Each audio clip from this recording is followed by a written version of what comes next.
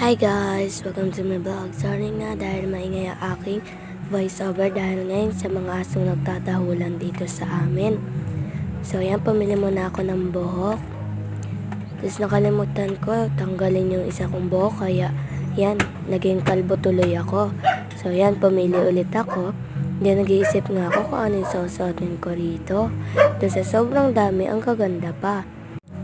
Kaya yan, tingnan muna natin. Yan, dadalawang isip pa nga si Ferson. So, napagdesisyonan ko yan, napili ko na yan. So, ito naman, naguluhan din ako kung ano ba talaga. So, dahil di nga ako VIP, di ako nakapasok. Wala rin ako Robux, naubos, kaya yan.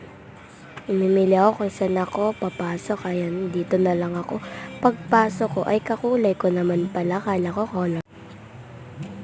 color red tuloy, tignan nyo, kulay ko tuloy.